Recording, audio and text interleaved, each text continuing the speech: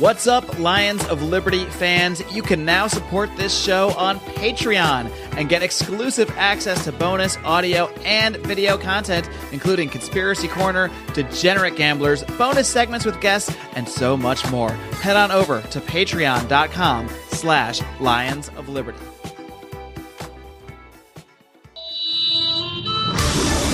Welcome to the Lions of Liberty podcast. Here's your host, your guide, your shining beacon of liberty, Marc Claire.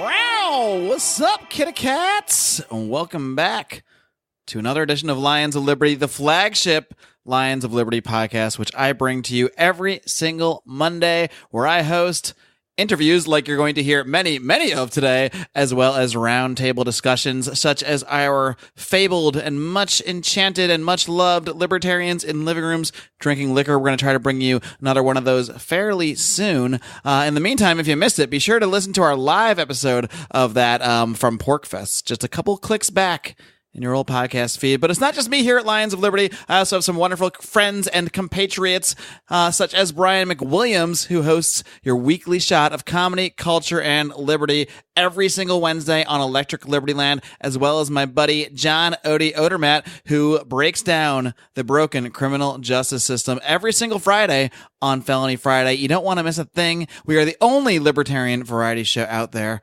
so you got to hit that subscribe button, whether you subscribe on iTunes, Stitcher, you can listen to us on Alexa via TuneIn. I don't think you can hit a subscribe button there, though. But point being, you hit subscribe, you get all the shows, they show up in your feed, and everyone's happy.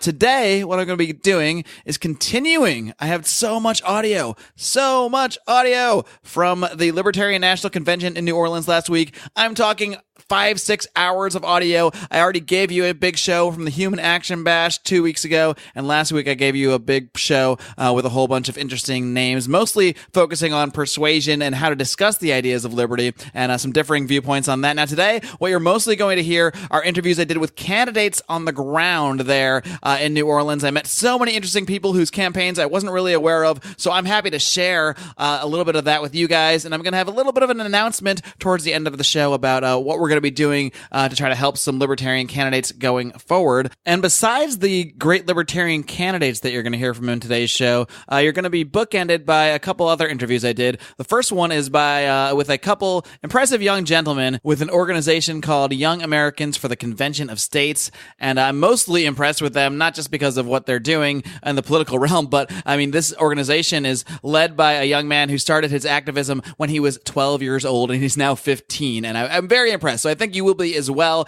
And then towards the end of the show, you're going to hear from a guy who's been on this program before, former candidate for president, former candidate for the gubernatorial office here in California. He is Zoltan Istvan, a big mover and shaker in the transhuman community. And if you don't know what that is, well, stay tuned, because it's at the end of the show, and I think you're going to really enjoy my conversation with him. And you are definitely going to want today's show notes, where just like last week, I will timestamp all the different interviews that you're going to hear today, and you can find those at lionsofliberty.com/357, this being, yes, the 357th edition of this very program. You may hear a little bit of background conversation since we were in the very large media room, and bonus points to whoever can tell me who they hear in the background of one of these interviews. I'm just going to put that out there. But folks, I think it's time to get ready to roar.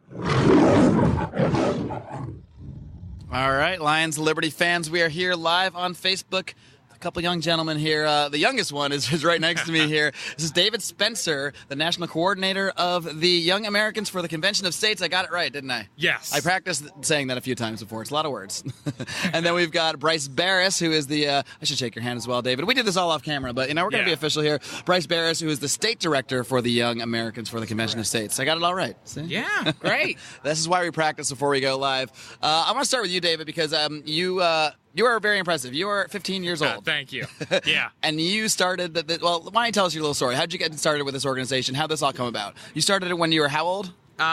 Between 12 and 13, somewhere in there. Okay. And originally, I got involved through the Republican Party in the Trump campaign.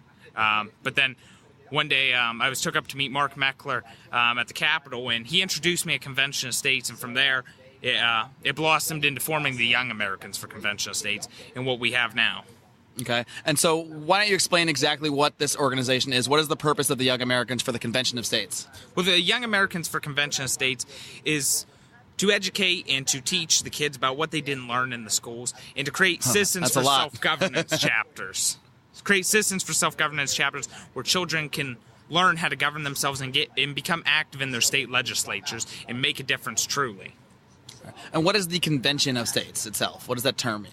Well, Convention of States is a bipartisan grassroots organization to call an Article 5 Convention of the States and propose amendments under 3 application areas: term limits, fiscal restraints, and limiting the scope and jurisdiction of the federal government. So you want to actually make changes to the Constitution to enshrine those into the law of the land, so to speak? Correct. Okay. And Bryce, how'd you get involved with this organization? I signed up when I was 24 in 2014. I'm 28 now. And what happened was I signed up online. First, I wasn't really sure about Convention of States at first. I wasn't sure. I signed up, and I read Marc Levin's book, The Liberty Amendments. I looked into it and into Rob Nadelson's work and other constitutional experts, and I was sold. I signed up to volunteer, and one of the national staff, Jenny, called me, says, "Hey, why don't you be the state director?" I'm like, "Whoa, really? The state director?" So I signed up to be the state director. I've been the state director since 2014 here in the great state of Louisiana. Now, this all sounds like a great idea, right? On the surface, these are all things I think most libertarians can support. The question is, how do you actually make this happen, A? And then B, how do you actually, there are so many things in the Constitution that we have right now that are completely ignored by our politicians and our congressmen and senators. So how do you act? Well, we'll start with the first question. How do you actually go in terms of enacting this and getting this convention to occur in the first place? Do you want to take care of the first? I'll take care of the second. I'll take care of the first. So the way Article 5 works is you've got to get 2/3 of the states to call a convention. That's 34 states. Okay. They must agree on the topic of the convention. So you can't have 17 states for just term limits, 17 states for just a balanced budget amendment. They got to agree on the topic. Once 2/3 make the call, you have the convention. Then the convention makes the recommendations. They make the recommendations in form of constitutional amendments. Then those amendments, once they pass the convention, once they get 26 states at the convention, then they're sent back to the states for ratification, where it takes 3/4 of the states, 38 states, to ratify whatever comes out of the convention. If an amendment gets 38 states, it becomes a part of the Constitution. So I guess the task of this organization, Convention of States, is to, within each state, rally support for this within the state, and then so does the state legislature have to approve it? Is that where it comes from? Yes. And the very neat thing about this is our applications. We have petition signers in every single House district in America. All right. And what kind of response have you guys gotten? Obviously, you're here at the Libertarian National Convention. Obviously, I think most of your audience is probably going to be Republican, Libertarian. Maybe there is Democratic support that you found. I don't know. What kind of support have you been receiving here and out there in the world? Well, I would say a solid 3/4 of the people that come up to our booth are either in support of this or they are eager to learn and understand what Convention of States is. And so overall, we've had a really good response with the libertarian crowd, and it's great to see so many people trying to fight for liberty and fight for their freedoms. And I can tell you, here in Louisiana, we passed the application in 2016. We got 100% Republican support, but we also got a lot of Democrats that joined us too, because they agree if we have to spend within our means, then the federal government has to do so too. So there is Democrat support for this. There's bipartisan support for this on both sides. So why don't you tell me a little bit more about how this would actually work? Let's just say that the convention occurs, that these terms are passed, and so now what? How does this actually get enforced? How do we make sure that the federal government is actually reined in? We were just talking to Larry Sharp a few minutes before we got on the air, and he was questioning you in the same way. How do you actually plan to rein them in? In the real world, in a world where our politicians really pretty much ignore the Constitution, and they pretty much work for themselves and their constituency, but their constituency is usually major corporations, not really their voting constituency. So how do you intend to get this to actually take shape if you're able to get it passed through the convention? Yeah. So So the problem is there are fundamental structural problems with the federal government. One of the problems that we were just talking about before we went on the air was Congress has delegated its Article I powers to these administrative executive agencies. These agencies legislate by fiat. They're bureaucrats that are not elected by the people that legislate by fiat. The way you rein that in is through a constitutional amendment. You tell Congress, no, these powers given to you in Article I, Section 8 of the Constitution are not yours to give away. You're not allowed to delegate them to other bodies. You're not allowed to delegate them at all. That's one way. But talking about the Supreme Court, so once you get down to it, the courts really are really at the core of the issue, because it was the courts that okayed Congress to delegate its power. So the question then becomes, how do you overturn a Supreme Court decision? That is the question. Well, you can wait a lifetime for it to reverse itself. You could do that, right? I always like to point out slavery. How was the Dred Scott decision reversed? Worst Supreme Court history in the history of the Supreme Court. How was that reversed? Via constitutional amendment, the 13th, 14th, and 15th Amendments. That's how it was reversed. So that's what you're trying to do. That's what we're trying to do. Use Article 5, the state-driven process, to rein in the federal government, to overturn these court decisions, to put the federal government back in its constitutional cage. I'm a little curious, why do you necessarily need the convention of states to occur to pass amendments? Because there have been many amendments to the Constitution that have come in without this convention process. So why is it important to have this entire convention process to establish these as part of the Constitution, as opposed to the normal process where states just will ratify a new amendment to the Constitution as they have 20 some odd times in the past? Well, you see, as Colonel George Mason said, whenever in the late stages of ratification, he said, well, in Article 5, it shows that the Congress has the power. The Congress has the power to propose amendments, but not the states. And if we don't give the states power, then a tyrannical legislature will never restrain its power and will never do anything to stop its overreach. And so that's why we have to use the state legislature option, Article 5, to rein back in the government, because they're never going to fix the problems. Congress will never and has never fixed the problems that they caused. Very simply, what we're doing now isn't working. We need to try something else. I'm not saying elections aren't important. You need to do your civic duty and vote. You need to join campaigns for your favorite candidates. We need to do those things, but there's something else we could be doing too, and that's calling for an Article 5 convention of the states. Because like David just said here, they're not going to do it. They're not going to do it. So where are we now in terms of progress with this organization? Is a convention something that you can see on the horizon in? I don't want to say, maybe in your lifetime, because you're very young. In my lifetime, yes, I would think in your lifetime. Right now, we're at 12 states across the country. I have the 34 needed to call the convention. And you have the full support you need in those 12 states, you're saying? Those 12 states are already passed. The applications are already passed. So that's done. Yes. And Louisiana is one of those states. Okay. So you must be doing pretty well with your job there. Oh, we're doing pretty well.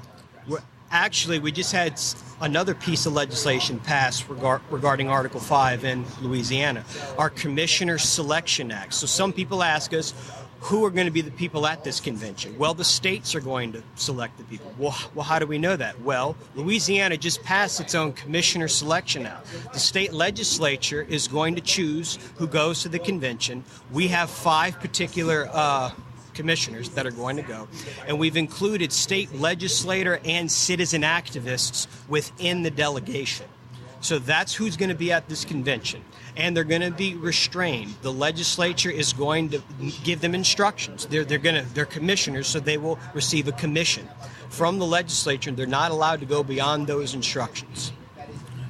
Very impressive, guys. I think this is a really interesting idea. I'm sure this is a place here at the Libertarian National Convention where you can get a lot of traction and a lot more support. I'm sure that's why you guys are here working hard on it.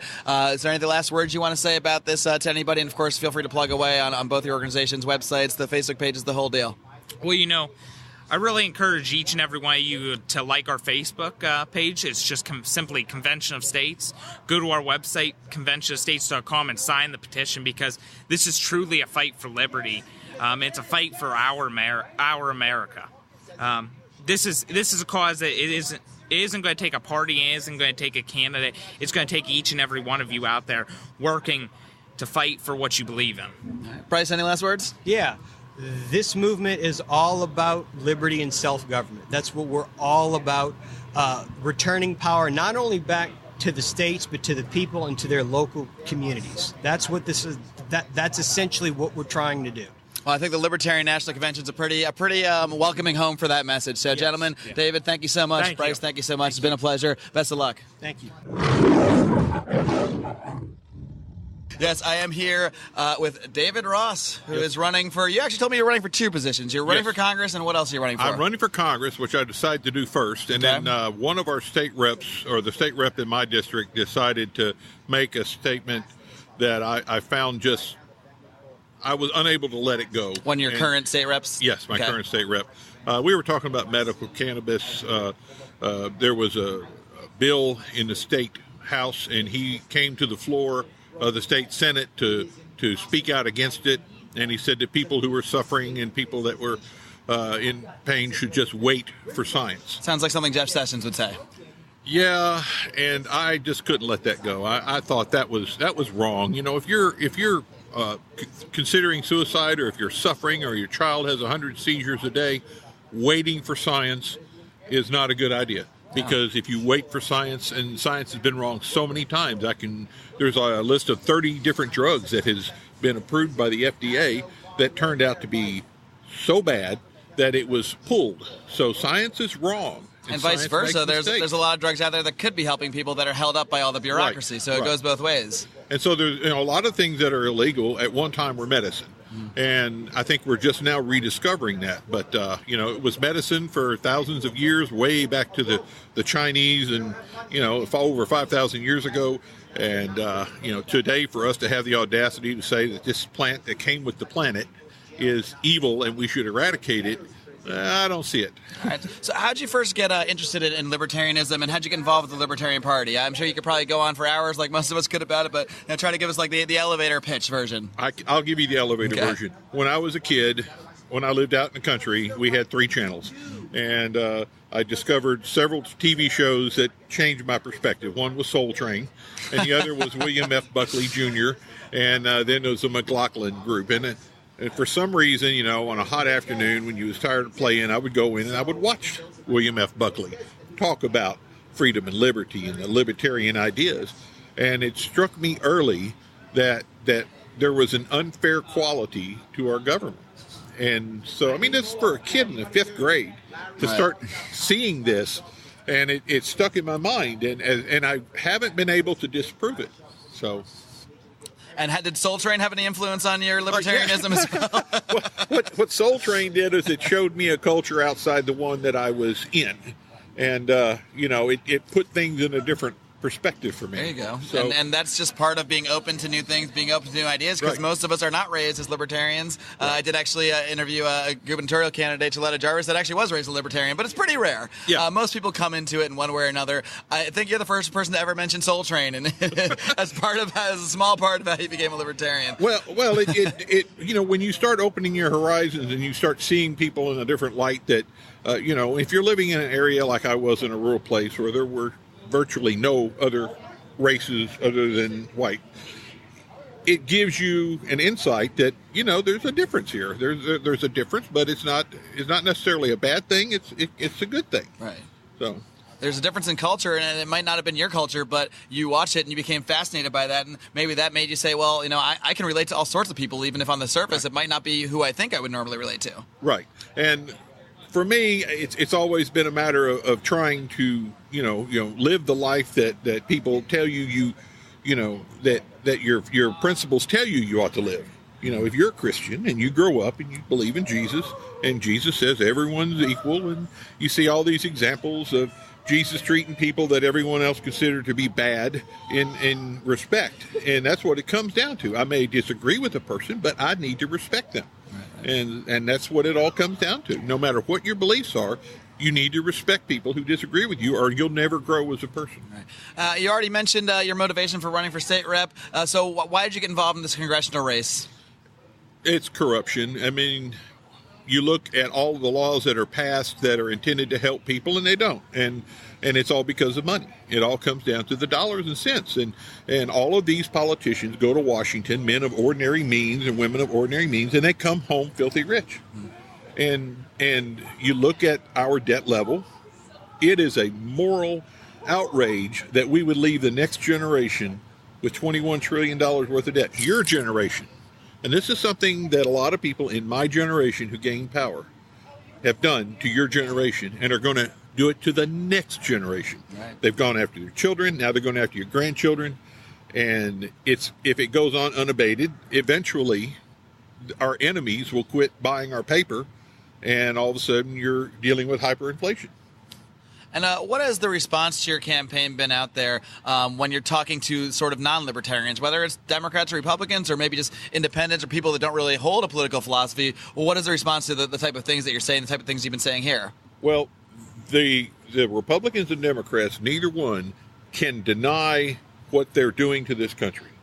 They can't deny that they run up debt. They can't deny that they send our young people off to die in fruitless wars. And the response has been positive. And when I talk to law enforcement, I say, sheriffs make good money, but in the state of Tennessee, sheriff's deputies actually qualify for free school lunch programs. That's how low they're paid. My state is the worst state in the union to be a police officer in. And then you have all these politicians that say they're heroes. Well, why do they treat them that way? And the same's true for military. Why is it the worst state to be a police officer? And why do you say that? Pay scale and just in terms of difficulty, the compensation and that sort of thing? Yeah, and that sort of thing. And, Tennessee, my district especially, is a very rural district. And so for police, the sheriffs seem to be doing really well, but the ordinary cop on the street doesn't. And I don't think that's right. I think there ought to be openness, and I think everything ought to be given to the light. Show us how much your police make. Show us how much your sheriffs make. Show us your budget and where the money goes. Everything. We had a sunshine law in Tennessee that said everything was done out in the open. Well, the Republicans and Democrats got rid of it. I think it ought to come back, and I think it ought to be expanded to every level of government. Show me the books. Transparency. Show me everything. Don't say you can't say this or you can't see this, that this is security or secrecy, because that's where people hide the things they do wrong. Oh, do you think there's any chance? I mean, obviously it's very difficult running as a libertarian, as a third party, as someone who's not supported by the major parties, who have the deep pockets, who have the political connections, who don't want to hear other voices, who don't want your voice in there. So are you able, do you think, to get any traction in terms of maybe getting into a debate, getting media coverage? Have you made any headway on that front? Oh, yes. I've made headway with the people. As far as media coverage, not yet, but you're on Lions of Liberty Live right now. That's right. So for me, the struggle is the people. I'm not really motivated by money, because let's face it, how many pair of pants can you own? Right. I have like 3. I mean, and they're all here with me in New Orleans. So. Right. So at a certain point, you have to stop and say, what's most important? Well, I don't care about money. I really don't. I'm one of those rare guys that I don't want to be rich, because I know what it takes to be rich, and I know what kind of person you have to be to get rich. And I know that you can obsess your whole life with getting rich and never live life. And so I've tried that. I mean, I used to work 60, 70 hours a week, and I came to find out that money isn't everything. So I've had a couple of things that happened to me in my life that bring things into perspective. I worked my way through college running barges on the river, and that was a real tough summer job. And one night we were out in the middle of nowhere, and the boat had an accident, and I went out to knock the boat away from the barges and almost got killed. Wow. And so that showed me that life is uncertain, that you should not wait your whole life to do the things that you want to do. And I said, well, now's the time for me to stand up, if there is a time. Especially if you're passionate about something, because you, like you said, you don't know when that chance will be gone. Your chance is now. Right. We're here. We're breathing now. Mm-hmm. So if you have something you want to do, if you have something you're passionate about, there's no reason not to do it. That's how I started this podcast. I knew I wanted to hear a podcast. It wasn't out there, the one I wanted to hear, so I created it. I didn't know what I was doing, but here we are now, almost 5 years later, doing live interviews at the Libertarian National Convention. So it's how many politicians have you heard stand up and say, the military are our American heroes, right? Yeah, almost all of them. Did you realize that a private who has a family qualifies for food stamps. So we'll spend billions of dollars on weapons. We'll spend billions of dollars on intricate systems to protect us. But yet the people who actually have to put their feet on the ground and go out and make things happen, they're paid horribly. And why are we in 160 different countries? We're supporting brutal dictators who brutalize their people, who destroy their people's rights, and we call ourselves a land of freedom and liberty. And those are our principles, yet our actions don't match our principles. Well, David, your passion certainly, comes across, and I think that's going to come across to your constituency, to the people you're out there talking to. One thing before we wrap up here, I got to point out on your little badge here, it's really interesting. You live in White House, Tennessee. Is your hometown? Yes. And you told me as well. What's the name of the street you live on? I live on Pennsylvania Avenue. If that's not the makings of a future president, I mean, I don't know what is. No. I don't want that job. Well, we'll start one at a time. We'll start with Congress, and we'll see where it goes from there. How about that? That would be fine. David Ross, it's been an absolute pleasure speaking with you. I really appreciate your time. Best of luck with your campaign. All right, bye-bye. Take care. All right, we are live here at the Libertarian National Convention. I am currently with Miss Gilletta Jarvis, candidate for governor of New Hampshire. Pleasure to meet you, Gilletta. Thank you. Pleasure to meet you. All right, so how did this all start for you? How did you get involved in libertarianism? How did you end up here? Give us the, you could probably talk about it for hours like most libertarians, but maybe give us the elevator speech version. How did you first get interested in the ideas of liberty? I've actually been a libertarian for all my life, actually. My parents told me that you shouldn't let anybody else make decisions for you. You have to make the decision for yourself. Dangerous thing for a parent to tell a child. I know. My parents used to tell me that don't come to me with problems, come to me with solutions.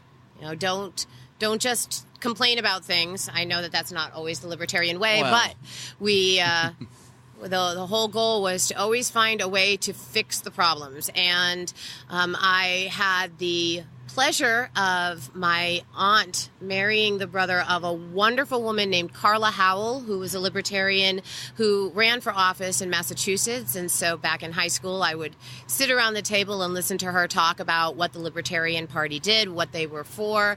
That was back in the days when she was trying to promote in Massachusetts the ability for the LGBTQ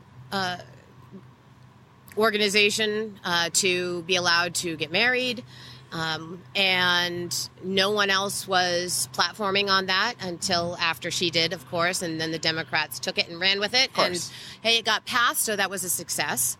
But yeah, so that's really where it started. That's where I found out about the Libertarian Party, that it was an actual political organization, so that's how I really got involved with them. So you basically grew up a libertarian. That's pretty rare. You don't usually hear that when I do these interviews. Usually it's someone read Atlas Shrugged or they heard Ron Paul. Nope. Not that many people were actually raised a libertarian. So what was that like for you? Were there other libertarians that were that you knew growing up? Like, what were your classmates like? I really didn't know. I grew up in a state that obviously New Hampshire, very independent state. Right. We all promote that live free or die mentality, where we are individuals, we are independents. The largest voting bloc in New Hampshire are the independent voters who don't believe in voting for party. They believe in voting for candidates, and they want a candidate who's going to stand for the ideals that they themselves feel personally strong for.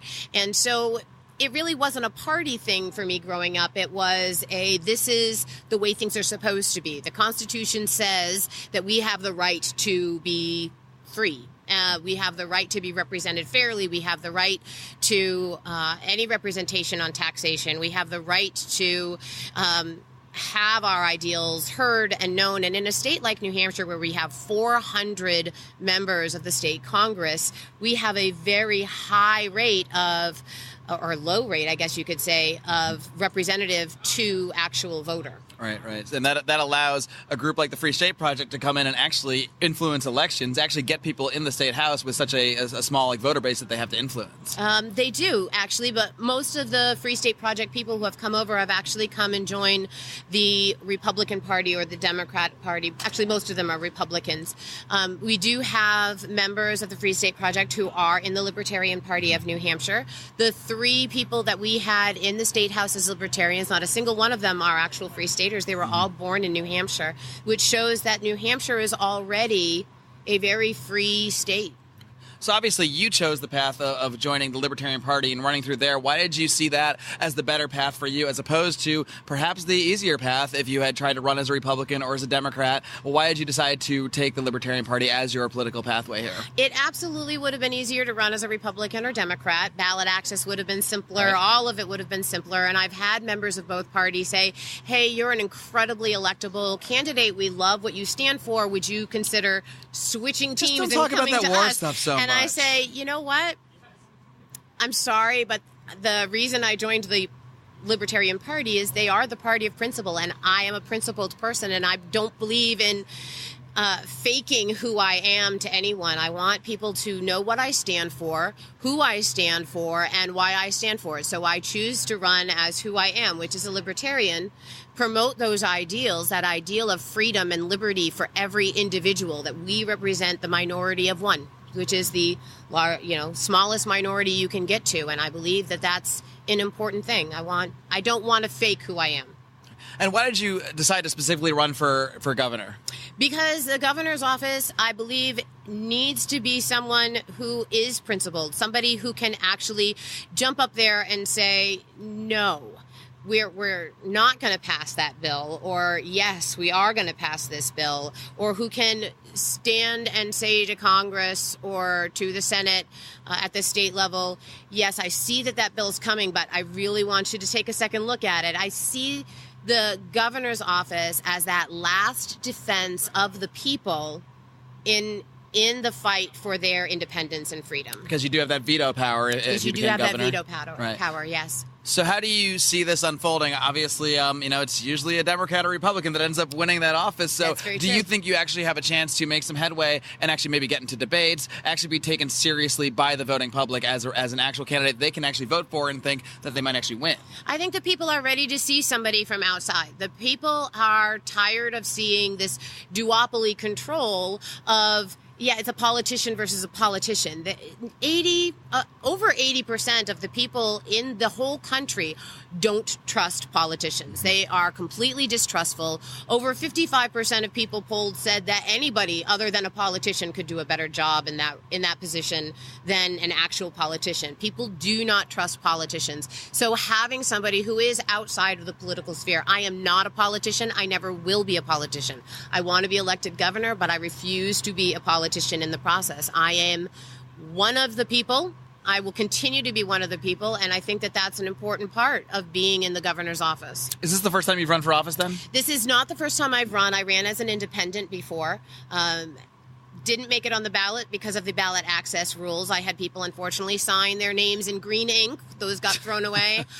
Green ink is allowed? That's an immediate toss-out? Yeah, that was an idiot. That was a toss-out, yeah. I should really toss my green pen, though. I've been signing stuff everywhere. Does that make it legally invalid? I walk around with a purple pen. Yeah, it's more fun. I love purple, and I have a purple pen. I can't sign anything with it. It's completely not legal.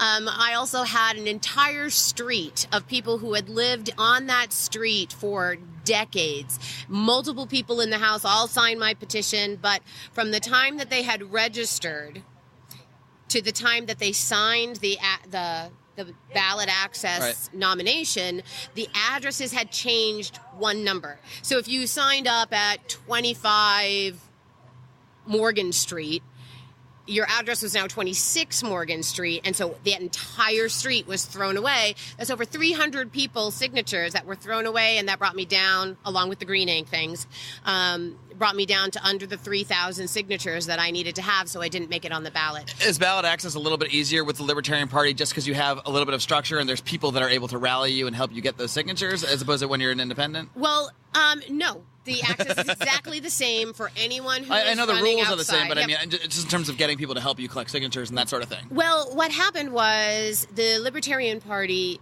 National Party, came in and brought in some people to go around and do signatures for the party. And I was doing it all myself with a small group of individuals.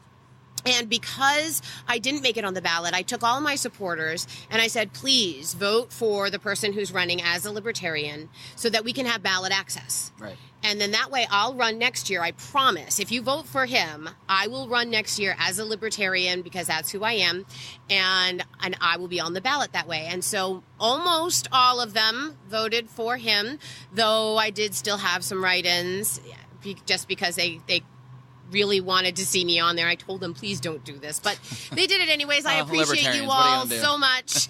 But we managed to get ballot access. So this year, no signatures. I am on the ballot, guaranteed already. And that's got to be such a time suck normally that you don't have to worry about now. You can actually just focus on your message, focus on connecting with people, meeting people. So what kind of response have you been getting on the campaign trail? What kind of issues are you able to connect with voters with? Well, I hold a Facebook Live Q&A session every single Thursday at 7 p.m. And I've had a lot of participation from wonderful people who come on there and want to ask me their questions, who want to talk about issues, want to hear from me. And then there are people who will watch the video afterwards and send me private messages. This is, you talked about this. I want to know your opinion on this, or what do you think about this part of that issue?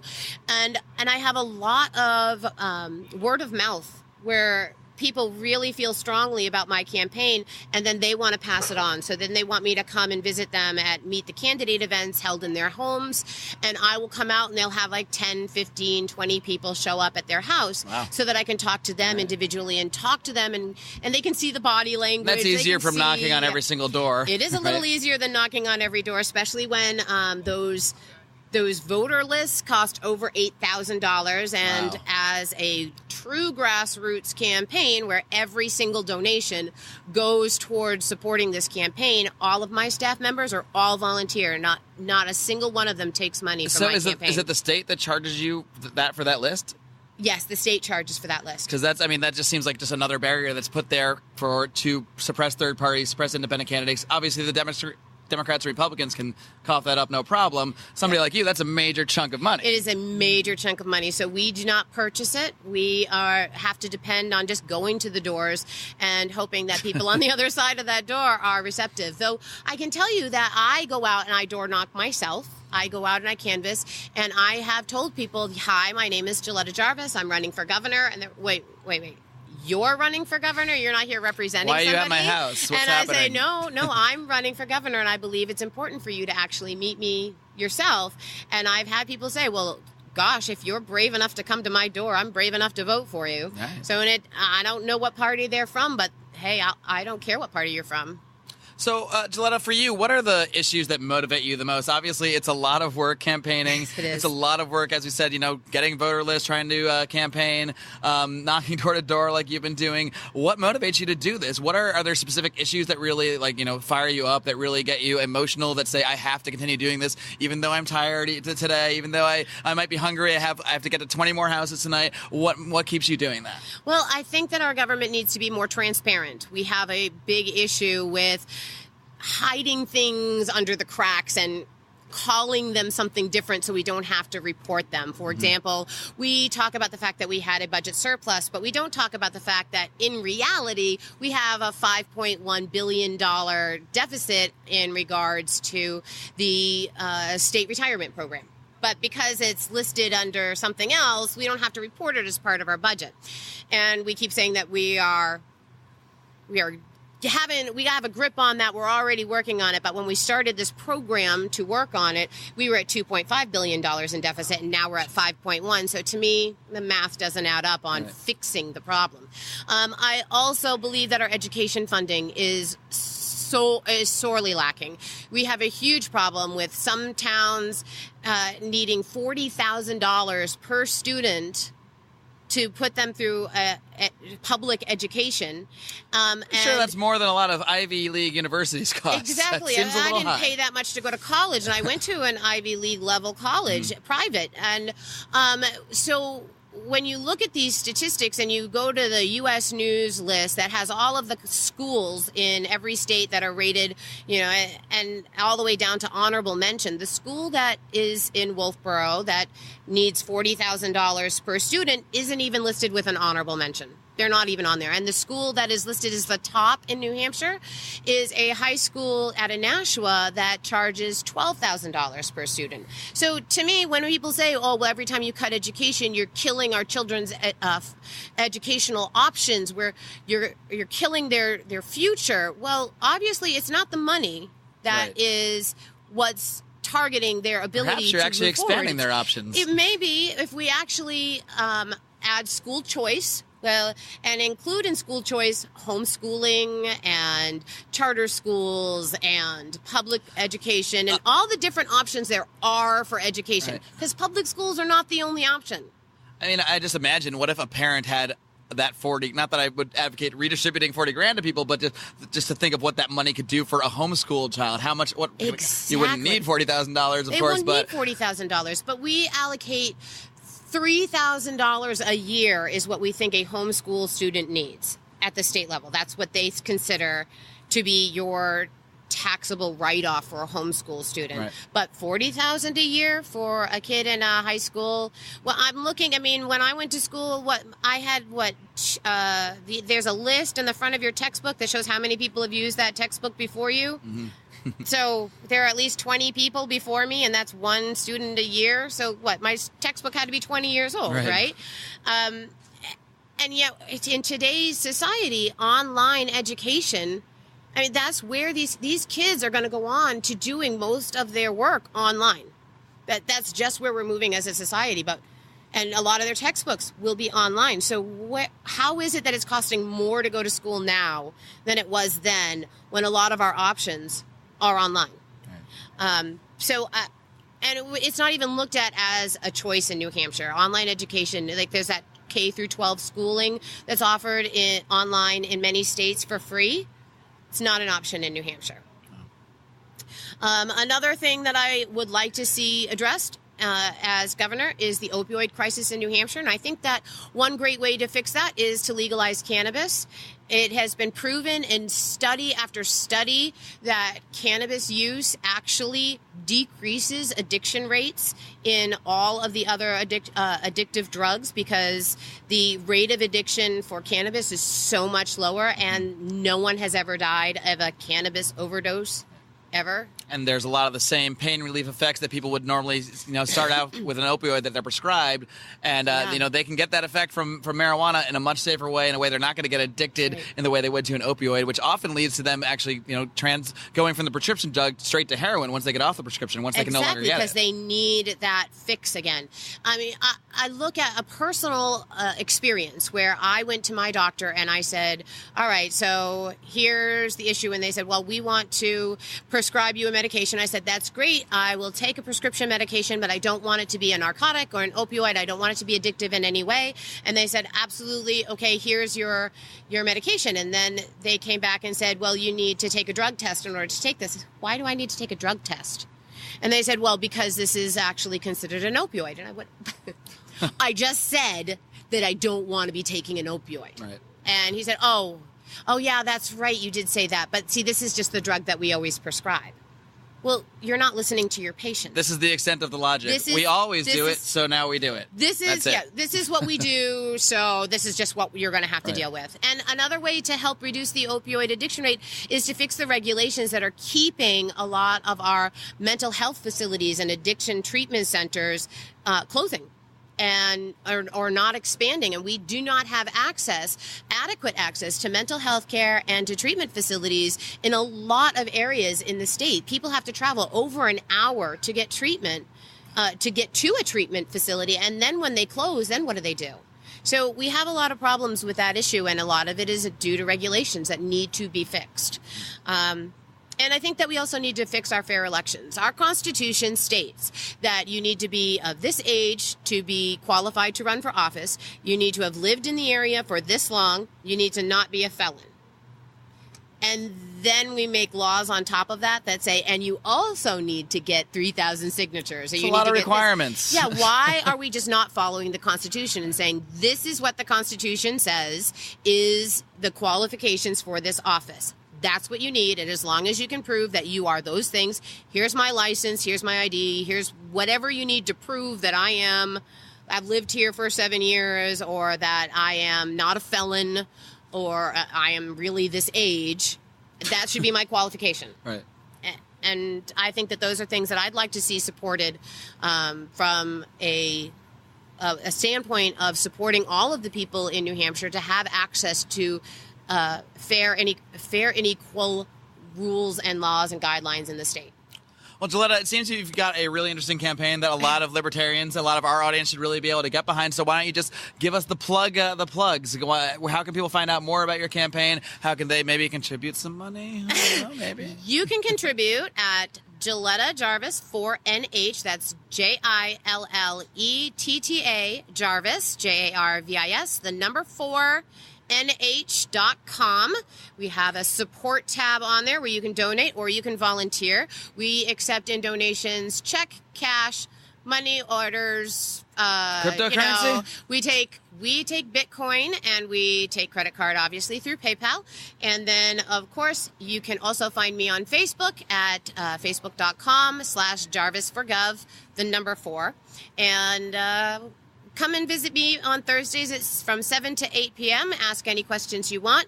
And that will continue even after the election, once elected, because I believe that the people have the right to talk to their governor without having to go through a staff member. All right. Well, Joletta Jarvis, it's been an absolute pleasure speaking with you. I wish you the best of luck. Thank you very much. Thanks. All right, I am here at the LNC with Cash Jackson, gubernatorial candidate in Illinois, as well as his running mate, or his lieutenant governor, gubernatorial candidate. That's a hard word to say. Sanj Mohip. Cash, Sanj, pleasure to meet you. Pleasure. Thank you How are so things? much. All right. So, is this how long have you guys been involved in the Libertarian Party? I guess I'll let you go first, Cash. How long have you been a Libertarian? How did you get involved in all this? Well, you know what? I'm relatively new to the party, and I kind of began looking into politics more as I was ending my naval career. So it was somewhere around 2014, 2015, whenever I first began kind of, branching out and looking. So, you know what? I really don't think I'm as conservative or Republican as I used to be. And some of those things that kind of led me down that path was being out in Washington State whenever they legalized cannabis, gay marriage was legal, and just kind of seeing, that government doesn't necessarily need to be as involved in our daily lives as what they are. And that was really something that resonated with me. And so I went to the first Kitsap County, Washington chapter meeting that they had. And it was coincidentally my first libertarian meeting. And I just listened. And what I heard really resonated with me, and what people spoke about and their vision for liberty and what led them to being libertarians. I'm like, man, I just shook my head. I'm like, I've had it wrong for a very long time. So you just kind of learned from the example of others. You saw people around you sort of doing libertarian things and talking about libertarianism, and you said, okay, well, this actually makes a lot of sense. Yeah, right, absolutely. And Sanj, what about you? Well, it's two different things, right? Libertarian and Libertarian Party. So I'll start with the first. The whole big L, small L debate. The first, I would say, the opposite of Cash here. I came from the left. I was a Democrat. I was an anti-war Democrat. I did a lot of anti-war activism. Which I don't think is a thing that exists anymore. Right, exactly. So about you might have been the last one. When you left, it was over. 20 years ago, I started looking into libertarianism, and I felt that it made a lot of sense to me. And so that was the end of the 90s. I started getting into libertarianism, and by the Ron Paul first run, I was all in. You hear that name a lot when you ask people their story. So, and also I read a book from Mary Ruwart, and that explained a lot of the questions I had. Mm-hmm. So between those two, I was all in. I just wasn't part of the LP. So 2 years ago, I felt we had a really good opportunity to send someone out there with some liberty messaging, and I got behind John McAfee for that. And, there were some good candidates that year, but I ended up first with the National Party, getting on his campaign to work with that. That led me to my state party and local Chicago chapter. And I've been with them ever since. So, yeah. All right, so Cash, what inspired you to run for governor? Like you're saying, you haven't been involved in the party for that long. You haven't really been a philosophical libertarian for that long. So why did you decide to run for the top office in your state? Well, whenever I was getting near the end of retirement in the Navy, it was kind of come around the summer of 2016. What I realized is that, number one, our incumbent, the Republican, multimillionaire, very wealthy, and kind of the rumblings there within the Democratic Party about who may run. One of those individuals is J.B. Pritzker. And as a matter of fact, we are sitting inside one of his hotels right now. Oh, is that right? Yeah, so one of my competitors owns this hotel, and I was kind of thinking that since the Libertarian Party was so kind to make a very large in-kind donation to his campaign, that maybe he would do the same for myself and just reciprocate that. It would be the nice thing to do, right? Right. But I realized, I'm like, you know what? With as much money as that guy has, obviously he stands a good chance of getting the nomination from the Democratic Party, and he did. And I also thought to myself, if those two guys get the nomination, in all likelihood, they're going to surpass all governor elections in U.S. history. You got two multimillionaires running against each other. Billionaires. And I thought to myself, so number one, they're going to bring a lot of national media attention to this race. Okay. And so if I can create enough noise as a third-party candidate, and I don't even want to say I'm a third party, right? Because in all honesty, we represent the majority of people. But if when we say third party, we almost accept their paradigm that we're just this other thing that's on the outside looking in. We're the majority, right? If we're really honest with ourselves, we're the majority. And I knew that. But if I could bring that message of liberty that we know to be true and what that really looks like, and I could make enough noise in this race with national news media attention being brought to it, I knew I could help expand liberty all across not just the United States, but the world. And that's something that's really important to me. Well, I guess that's how I picked it. I was like, that race. That begs the question, I guess, then, and Sanj, feel free to chip in here, too. How do you guys plan to generate that noise? How do you plan to disrupt the the campaign of billionaires and get your voices heard and get some attention here? You know what's our best ally are those two billionaires smearing each other all day long. It's like people are starting to get sick of hearing about, all the mudslinging between the two of them. And we know we're making an impact because they're coming after us now. There's been some slight stuff in the media, like the smear campaigns have begun. They're working on it. They're digging into your shady past. Very slight. Yeah. So we know that we're making an impact, and we know grassroots got us here, and we're not gonna ignore the grassroots. So they're gonna help us, and we're gonna just keep plugging our message, and hopefully, we get some donations to come in, and we know we're not going to compete with billionaires on that. So we're coming up with some creative ways.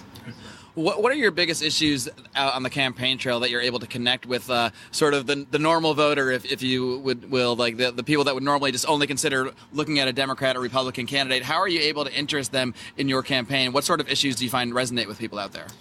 Well, the largest issues facing Illinois, number one, that everybody can agree upon is fiscally related. Illinois is just in the black, and I don't know if we're to the point where we can never come back from that, but we're getting close. Our pension system is just ridiculous. We hover in between $130 to $200 billion in unfunded pension liabilities. Our property taxes are some of the highest in the nation. I live in Lake County, Illinois, and of all counties in the United States, I know there's a bunch, I don't know how many, but we're 17th highest in the nation. And if you look at all of our neighboring states, they're growing in population, and we're shrinking. I think we lost, 30,000, an additional 30,000 people last year. So our tax base is shrinking, which in turn means our revenue stream is shrinking. And 70%. Why do I think the answer you're going to hear from a lot of the politicians is, well, we need to raise taxes then because we need more revenue. Well, you know what? That's what old J.B. Pritzker, owner of the Hyatt Regency Hotel, is advocating for, a progressive tax, which would effectively raise taxes on anybody making more than $17,000 a year. I mean, $17,000 a year. That's very progressive, you might say. Very progressive. I mean, we're going to progress ourselves into a deeper hole the more that we align ourselves with these types of policies and just fiscal irresponsibility. And, of course, we are the party of fiscal responsibility. So that really, really just connects with voters right now. And that's really the biggest thing that we're facing. We're losing people. Chicago is the only big metropolitan area that's losing people, that people are moving out. So, I mean, and it's the high taxes. That's the main thing, and now they're just going to raise taxes to try and solve the problem of the high taxes that got us there. It's a never-ending cycle. Never ending. People run from the taxes, so we need more money, so we raise the taxes, and then they just never increase ends. spending after they've increased. Of course. What are you going to do with all the money? Spending, yeah. And then they wonder why we're not making a dent on this. Right. So, yeah. As I'm sure you guys are discovering, I think in many ways running as a libertarian can probably be a thankless job in many ways. You're around there knocking on doors, getting signatures. You really have to hit the pavement. So what is it that really inspires you? Like, what actually really motivates you to do what you're doing? For me, it is, the principles that I fought for in the military. That's what really drives me. I went through a very contested divorce and custody proceedings. I really had to fight to be a dad, and still do have to fight to be a father to my children. And when I realized how many constitutional rights were being violated inside just the family court system, that really opened up the doorway for me to look and examine every other aspect of our government. Right. And kind of one of the faults of being in the military is we believe that, well, I'm in the military, I'm supporting and defending the Constitution, I'm doing my part, and then kind of putting the rest of the responsibility on the people back home. Mm-hmm. And because I did that, I fell short, and I didn't realize how far gone my country was. And I really believed in my heart that what men and women died for really meant something to me, and what I served for 20 years really, really meant something to me, and I wanted nothing more than to fulfill my oath, to support and defend the Constitution against all enemies, foreign and domestic. And what I realize is the greatest threat to freedom in this country is not in Afghanistan or in Russia or in China. Our greatest threat lies in Congress and in the General Assembly of our states. It's in the pen in the hand of a legislator who will legislate with no issue your constitutional rights away. Right. And that's what drives me. Sanj, what about you? What motivates you out there? I'm still feeling this. I felt very humble just being elected the lieutenant governor candidate, and that kind of energized me. And just getting that support from your fellow libertarians. Yes, the delegation said you're the guy for the number 2 job, and that was very humbling for me. And I use that, and I travel the state, and I talk to anyone who wants to listen. And it's been great. And I'm not going to throw out the minority card, but I don't look like everyone else in some of these towns. We're not brothers? We are brothers. You're brothers in liberty, right? But I like being able to talk to minorities, too, and say, liberty is not just for, one race. It's not just for us white dudes. Yeah. I don't say it like that, but I say, look at me. I'm not saying to take marketing advice from me, all right? I just do a podcast. I just say, look at me. I'm doing this. And I came from a very humble background and everything. And you guys can do it, too. So my whole running is to show others they can run for office, too. That's a big motivation for me. And you do have a little, I think, a slogan you use based on your last name. I was using "Get Mo Hip to Liberty." Hey, I hashtag like that. All right, guys. Well, why don't you just plug all your websites, your campaigns? How can people, either in Illinois or not, you'll take help from libertarians all over the country, I'm sure. How can people find out more about your campaigns and send you money, maybe? Cash2018.com. That'd be the best place to find me. I'm also on Facebook and on Instagram. That's Cash with a... Cash with a K. Okay. Thank you so much for reminding me. And, wanted to plug, because we had one, too, and I didn't come up with it. I wish that I could. But because I'm running against a billionaire and a multimillionaire, I think it was John Matthey, maybe, that came up with, well, they might have the money, but we have the cash. Nice. I like it. And you can find me at votemohip.com. That'll get you to all my social media, and you can make a donation there if you so choose. All right. Well, Cash Jackson, awesome. Sanj Mohip, it's been a pleasure meeting you guys. Wish you guys the best of luck. Enjoy the rest of the convention. Thank you so much. Thanks for having us on. All right, we are here live on Facebook once again. Of course, my colleague John Odermatt is here. He's back from behind the camera. And then we've got a libertarian gubernatorial candidate out of Colorado, Mr. Scott Helker. Thank you, sir. Scott, it's a pleasure to meet you. Yeah. And so why don't we just start at the beginning? How did you get involved in all this crazy libertarian stuff? What is wrong with you? Well, actually, I used to be a Republican, and I couldn't be a Republican anymore. I had too many friends who were moderate Republicans and ran for office, and the first thing they do as soon as they realize your political bent was run somebody against you in the primaries.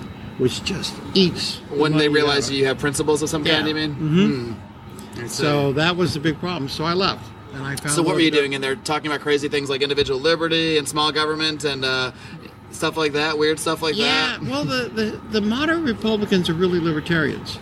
You know, they're socially liberal and fiscally conservative, and that's who they were.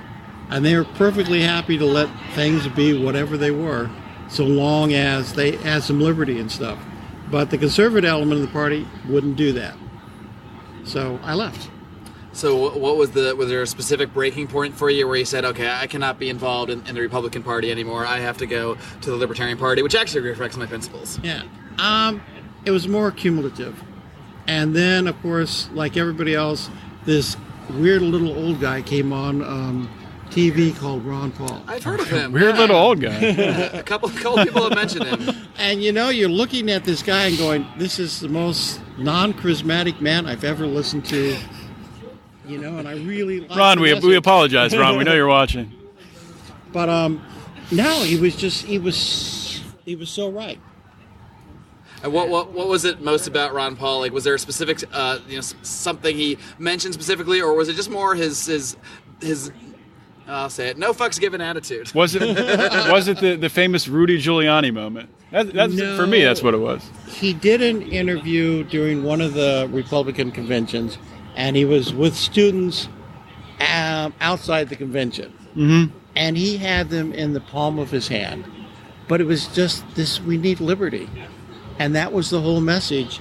And I can't say anything in one thing that moved me, but it was the whole, we got to do something different. And I agreed with him. The whole package deal. So when did you decide to run for governor? Have you run for other offices before? How long have you been involved in this stuff directly? Never run for another First office. time. First time. There was nobody running in Colorado as a libertarian for governor. And I made the decision that somebody should run and at least represent the party and keep the message going. Because we gained so much when Gary Johnson ran in Colorado that to lose all that is a huge mistake. We got to keep it going, keep the ball rolling.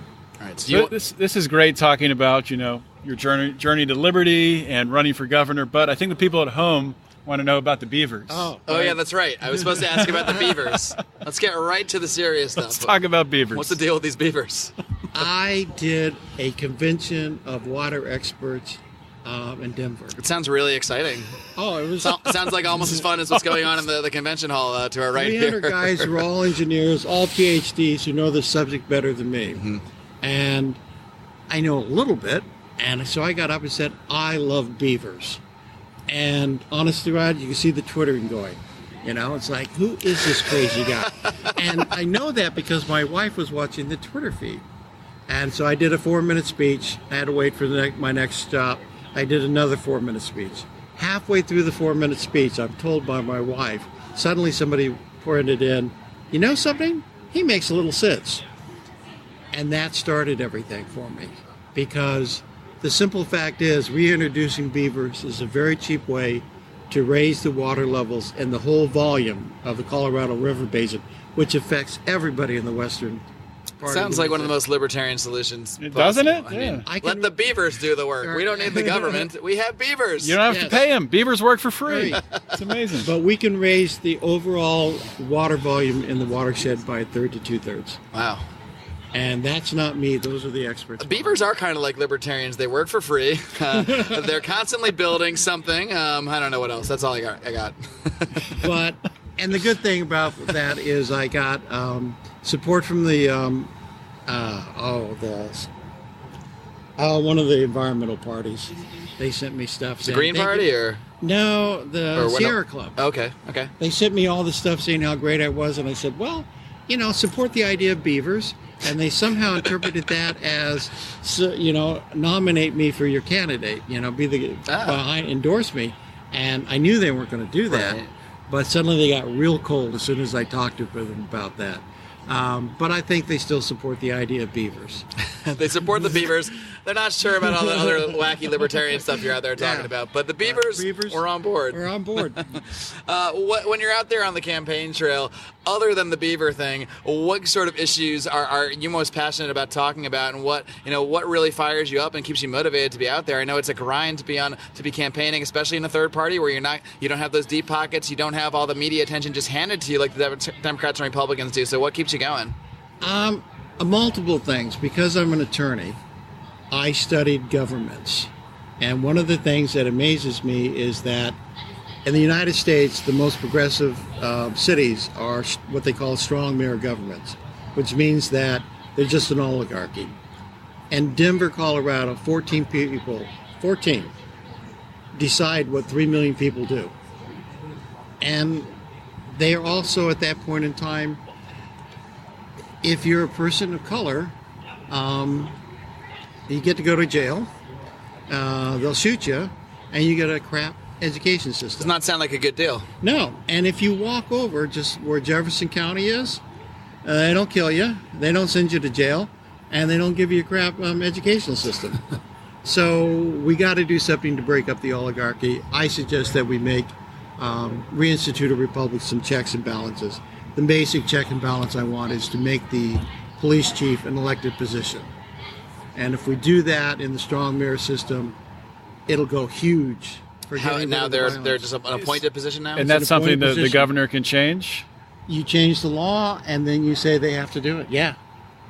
Okay. And it's not an easy road. And there will be pushback because if the oligarchy is broken up, you also break up the Democratic strongholds in those cities. And they can't rule or get the vote like they do now. And they're going to fight that tooth and nail. And especially if they realize that's what's going to happen. Mm-hmm.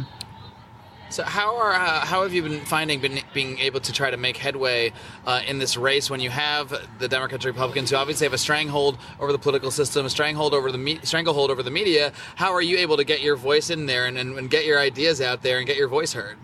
I love beavers. It sounds crazy, but... Is that on your yard signs, your campaign signs? I love it. I mean, it gets my attention, you know? Yeah. That's why we're talking right now. You sold him on the beavers. For a strong mayoral government is all democracies end in tyranny. And everybody goes, what? That's a lie. And then you start talking to them about it, and they go, hey, maybe he's right. And hey, maybe... there is oppression from all the strong mayor governments across, Baltimore, Detroit, Chicago, LA, and Denver. That seems to resonate. But you got to be a little out there. Yeah, well, you got to be willing to go. I love beavers. You got to be out there to come to a libertarian convention and sit around talking to libertarians all day too. So I'm curious to ask you, with really Colorado leading the way in legalizing marijuana, what sort of campaign policy stance do you have on that? Are you for legalizing all drugs? What sort of platform are you putting forward? The same platform as the Libertarian Party, which is basically legalize everything. Mm-hmm. You're not going to Bob Barr us and say, well, marijuana, sure, but no, cocaine and heroin, all that stuff, we gotta keep that. That's bad. The simple fact was until FDR came along, all that stuff was legal. Right. And we had no addiction problem. Right. We had no huge problem. If you give the people the option and the choice, I believe they'll make better decisions. Most people don't want to be addicted to something. Most people don't want to be so dependent on a drug. Most people don't want to overdose and die. It's the black market that's what leads to these things. So, even if you think all drugs are bad, many drugs are bad, and many drugs do have harmful effects. But pushing them to the black market, as John knows well from several years of hosting Felony Friday, all that does is make things worse in every way imaginable. Yeah.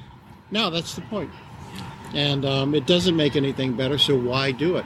And even if we legalize it with the opium crisis,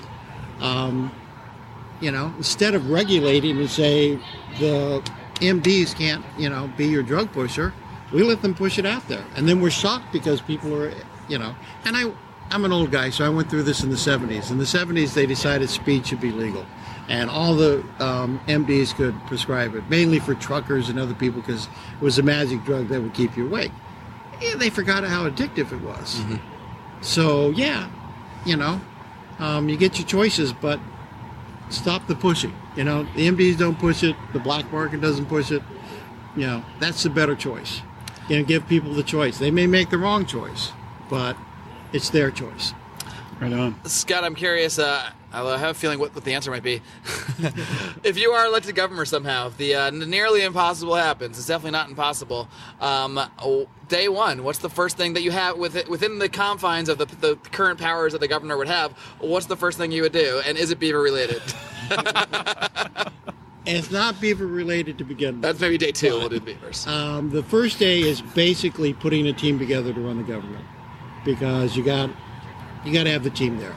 And if I suddenly got elected, I would be working my tail off to put together a team to actually run everything. Get Lance here to be Lance being libertarian can be your meme guy. Yeah. No, but Chief that of would be the memes. first one. The after that would be getting position people to properly say, okay, yes, we want beavers. How do we facilitate that and change the laws to facilitate it? We have a gentleman who swears he can put a program together that will show me all the laws that are the same or in conflict with each other. It's a computer program. Oh, wow. And I would pay him to do that and get rid of the repetitiveness and the conflicts. Let the legislature figure out which one they want, but they got to choose one. Well, Scott, before we sign off here, why don't you just tell everybody out there on Facebook, everybody that's going to be listening to this on the podcast, how can they find out more about your campaign? How can they get involved? Maybe send you some money or maybe send you a beaver. Send a beaver. Just get the money to send the beavers directly. Now I put them down in the creek where my dad lives. So. There you go. He accepts the cash, crypto, and beavers. Right? Yes. Actually, I can't accept crypto. Yeah, things get a little tricky there. Yeah, no, the Secretary of State is redoing the rules, and I hope before the end of the election I'll become the first candidate to accept crypto in Colorado. Right. Cool. But they haven't changed the rules yet. Very cool. They can get me on Facebook at Helker for Governor. That's basically where my web presence is. Okay. It's not the world's greatest Facebook page because I'm not a huge fan, but that's where I do it. We operate in the world we live in. That's where everybody's at, so that's where we got to be. And if they want to talk to me more directly and probably get an answer from me, just email me at helkerforgovernor, FOR, at gmail.com. All right. And you'll be able to get a hold of me that way. And I'm much more responsive to emails than I am to Facebook, just to let you know up front. All right. Beavers, guys. Beavers is the answer. Scott Helker, it's been an absolute pleasure. Thank I wish you the very best of much. luck with your campaign, all right? Thank you. Thank you, Scott. Lions of Liberty, we are back here live, still at the LNC. I'm now here with a gentleman named Mr. Daniel Fishman. Daniel, pleasure to meet you. It was a pleasure to be here. Thanks for having me on. I've been interviewing a lot of people over the last few days, a lot of people that are, running for positions within the Libertarian Party, running for chair, vice chair positions, people running for Congress. You're running for a pretty interesting position. That, I'll be honest, might not sound interesting on the surface, but it is for a libertarian. So why don't you tell people what exactly you're running for? So I'm running for state auditor in the state of Massachusetts. And one of the things I tell people all the time is that part of my challenge is to convince them that the race for auditor is a little bit sexy. And the reason why... Making auditing sexy again. That should be yeah, your, exactly. campaign. So my campaign is pretty simple. The referee shouldn't be wearing a jersey of one of the two teams. Right. Auditor is the one position. You would never want to elect a Republican to audit a Republican governor, which we have in Massachusetts. You would never want to elect a Democrat to audit a Democratic state house, which we have in Massachusetts. And Democrats might not want a Republican to be auditing their government, too. Exactly right. It's both of those things. Well, and in particular, the woman that I'm running against, the current incumbent auditor, has been using her power to promote Democratic policies by allowing Democratic agencies to get away with crazy spending. And so I actually have the luxury of being in a race where I can appeal to both sides and say, if you think not enough money is being spent on the issues that you're concerned about, I'm going to fix that without raising taxes because I'm going to get rid of all of the waste and all the political patronage that's happening in there. If you think that too much money is being wasted and you're paying too much taxes, I'm going to expose that waste. We're going to make a difference. And the thing about it is, to my particular skill set, I'm a computer scientist. You can look me up on Google. You can see the things that I've done. I'm going to put all the books online all the time. Okay. I'm not afraid to quote Republicans. I'm not afraid to quote Democrats. Louis Brandeis, the Democrat who was on the Supreme Court, said sunlight is the best disinfectant.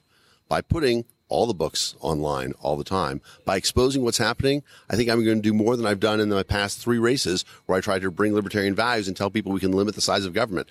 People don't understand what the size of government is. If we can expose that, if we can show them what's really happening and how much money is going around, maybe we can make a difference. So how much are you incorporating sort of the messaging of libertarian ideas into your campaign, and how much of it is more focused on, look, I'm not partisan, I'm independent, I'm not concerned with a Democrat or Republican, you can trust me to be honest? Or is it sort of a mix? Right. So the auditor actually only has one power, and that is the power to expose what is happening in government, can't take to any demand action. accounting. Exactly right. And I say, listen, this can be your chance to see what libertarians are really right, because chances are you don't know that much about us. And I talk about this all the time. I say, and I've run for office a few times in Massachusetts, so I have reasonable name recognition, and I'm endorsed by Bill Weld, who, of course, was reelected with 70.7% in the state of Massachusetts. And so on all my campaign materials is a picture of him and I shaking hands. People are like, oh, Bill Weld, and everybody still knows him and loves him. So we're getting the message out there, but I'm able to tell people and say, you may not know what libertarianism is, but the one thing you know about us is that we stand for being fiscal hawks. Okay. We watch every penny coming in, every penny coming out. Now, if you want me to do that with the money that the government's taking from you through taxation, then that'll make a difference. And so I'm able to talk about some liberty issues, about the idea that, to requote Bill Weld, there's no such thing as government money. There's only taxpayer money. You say that to people, they're like, oh yeah, you're absolutely right. So what kind of response are you getting out there from your constituents? Are they resonating with your message? Are people, is there sort of an atmosphere that people are fed up with the corruption of the Democrat and Republican parties? Is there really a window opening for not just for yourself, but for more of these ideas to really seep in Massachusetts specifically? Absolutely. So Massachusetts is a different state than anywhere else. We frequently refer to California as that corrupt red state to the on the West Coast, because compared to us, they really are. We have not elected a Republican in the general election since 1994, okay, to a federal office. We have the race that I'm running for, auditor, has been held by a Democrat since 1930. If Republicans won every race in Massachusetts for state house that they're running in, they could not sustain a Charlie Baker veto. 2/3 of the Democrats are running unopposed in the state of Massachusetts. In that light, I actually am finding a tremendous amount of traction because both parties are fractured. Okay, the Massachusetts Republicans, and Donald Trump got 1 million votes. Okay, now it was only 33%, but he got 1 million votes in Massachusetts. Hillary obviously got 2 million votes. However, she only won the primary by 20,000 votes. And a lot of those Bernie people are mad because they feel like Hillary cheated, not just everywhere else, but in Massachusetts. And as an example of that, in the busiest polling place in the state of Massachusetts, it would be illegal to have campaign signs in. It would be illegal to have a candidate in the polling place. But it wasn't illegal for Bill Clinton to go in there and stand, hey, how's it going? Vote for my wife. A lot of Bernie-crats still mad about that. Suzanne Bump was an ardent supporter of Hillary. So we're going there. I'm going out. I'm talking to Republican town committees. I'm talking to Oaks, to Elks. But I'm also talking to the Our Revolution people, the Bernie Sanders people. And I say, listen, you guys are upset about the corruption that's going on.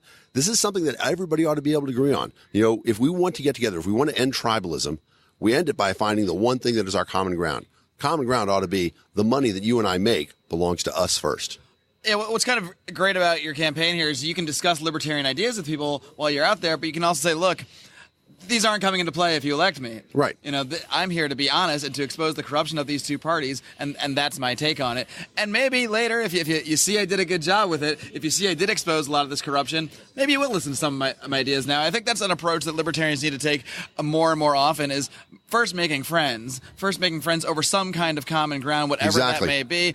And then once you make that relationship with people, then they're willing to listen to you. Right. Maybe once you do expose some corruption in the parties that they're already sick of, maybe then they do listen to your ideas, and we can spread these ideas a little bit further. I think it's going to happen. All right, Dan, it's been a pleasure talking to you. We got some chair votes in a few minutes that we got to go in for, but it's been a blast. Thanks, Facebook. Actually, before we let you go, why don't you tell everybody where they can learn more about your campaign? Please, and you can make a real difference in my campaign. www.auditmassachusetts.com. We have a transition program going right now where people are getting hooked in. We have signs, guerrilla marketing, 2x2 stickers, auditmassachusetts.com. People are coming to the website.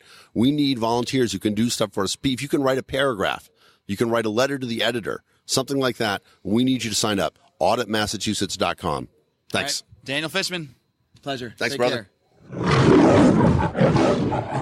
I'm live here with Martin Cowan, who's running for Congress out of Georgia as a libertarian. Martin, it's a pleasure to meet you. I'm delighted to be here. Martin Cowan, congressional candidate in Georgia Districts 13. All right. And Martin, just to start off, how did you get involved in all this libertarian stuff? It's a little weird. I like to say that I'm the oldest libertarian in Georgia. And what I mean by that is that I attended the 1972 Georgia State Libertarian Party Convention. And that was the first. The Libertarian Party was created in 1971 in Colorado, and then the Georgia Party came into existence later, and our first convention was within a year of the creation of the whole party. So I've been around for 46 years. What was it that first inspired you to become interested in the ideas of liberty and the Libertarian Party? Obviously, most of us are raised believing that there's Democrats, there's the left, there's Republicans, there's the right, and that's it. That's the end of the conversation. So what drove you, like many of us, to seek this other path, this other way of thinking, and this other way of looking at the interactions between government and individuals? Well, I wouldn't be surprised if 60% or more of those of us who are libertarians started with Ayn Rand. I hear that name a lot. When I was in college, I read Atlas Shrugged and The Fountainhead, and those ideas really took off with me.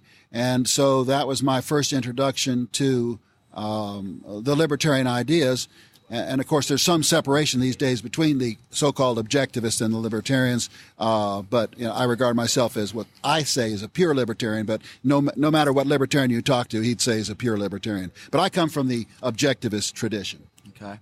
So what led you to take the political path? A lot of people are, they believe in libertarian ideas. They like to talk about libertarian ideas. They might share some Ron Paul videos around there and get a conversation going. But there's a lot of people that kind of reject the political process as a way of communicating and as a way of doing things. So why did you get so involved in the political aspect of this? Well, in 2016, I had just retired. I was the associate probate judge in Clayton County, Georgia. And in December of 2015, I retired from that job. And I immediately started writing a book because I had an inspiration. And my book, which I wrote, is called Fabian Libertarianism, 100 Years to Freedom. And I tabled that book at the Orlando convention in 2016. And anyone that's at the LNC here, I believe you got some copies over here? I got copies I'm giving away for free in exchange for your email. If you're in the convention hall right now watching this on your phone, instead of paying attention, you can come on over and grab one of these books. I'd love to give it to you in exchange for your email. So anyway, I wrote that book, and this book is sort of a blueprint for how I think how I think we need to proceed to change the world. And I may have mentioned the subtitle is 100 Years to Freedom. And my point is that we've got to apply gradualism, work on it, and we're going to have to work on it for a long time. And I'm not saying from 1972 to now, which is 46 years. Note, though, that's 46% of 100 years. I think we have to start now and look to another 100 years. So I may not make it to the 100 years, but I'm going to work on it in the meantime.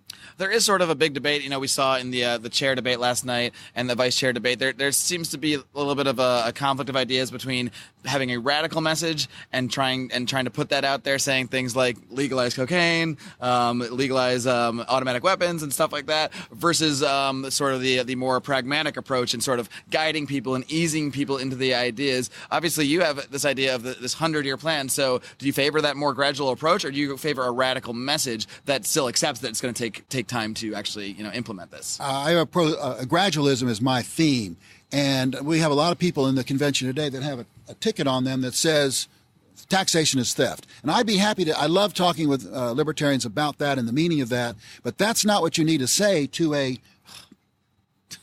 Keep talking. We're good. I don't know what happens when a phone call comes in. That's that's not what you say to an ordinary citizen. So.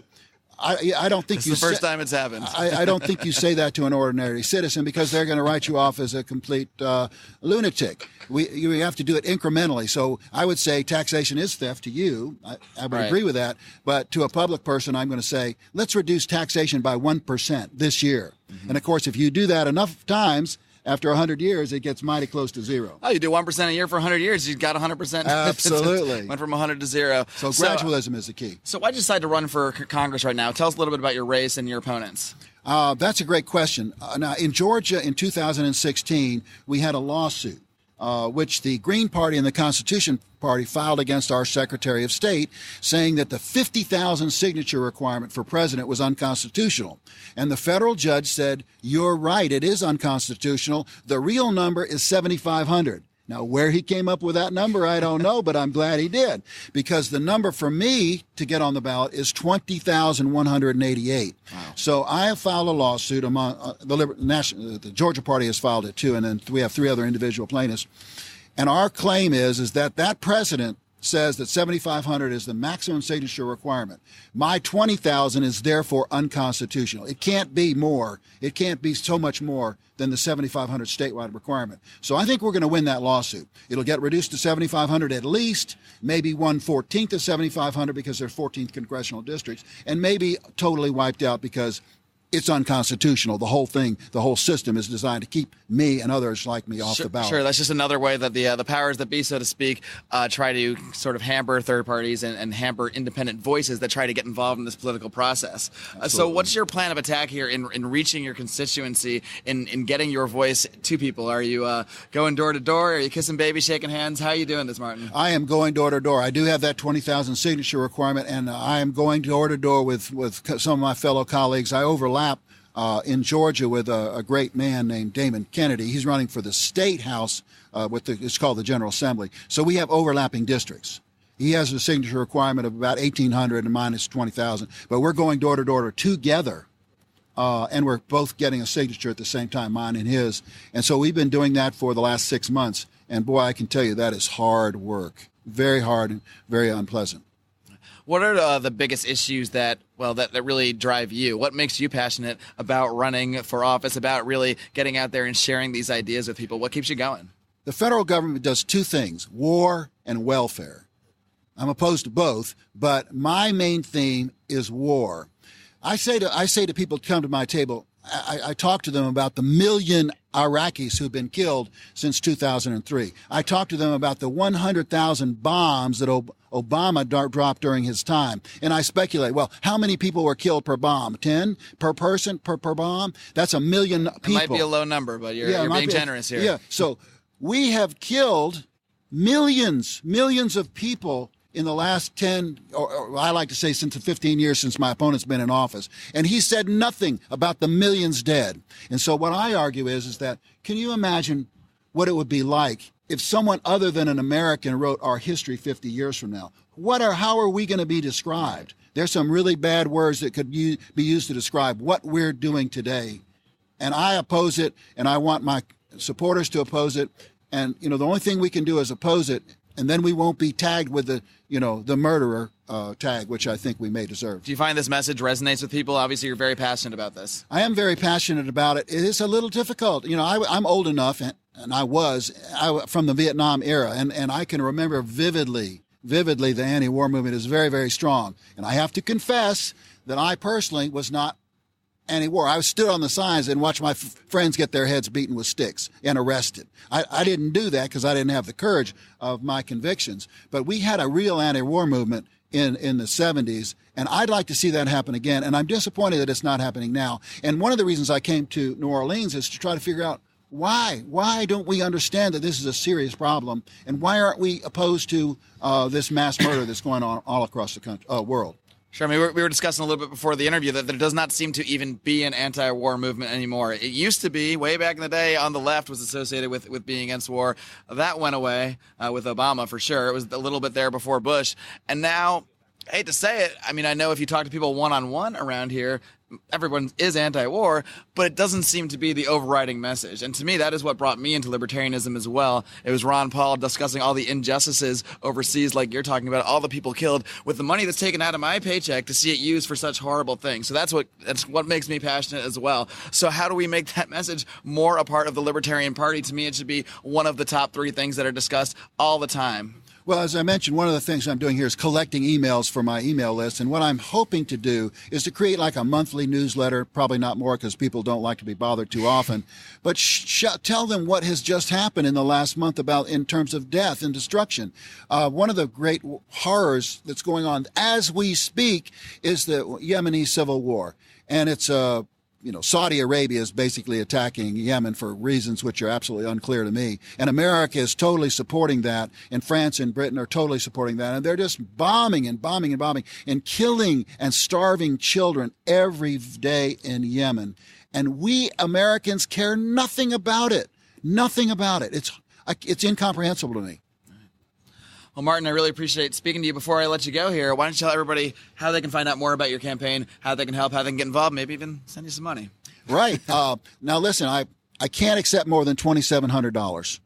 as a contribution, because the feds don't let me have any more than that. So anything less than that, I would greatly appreciate.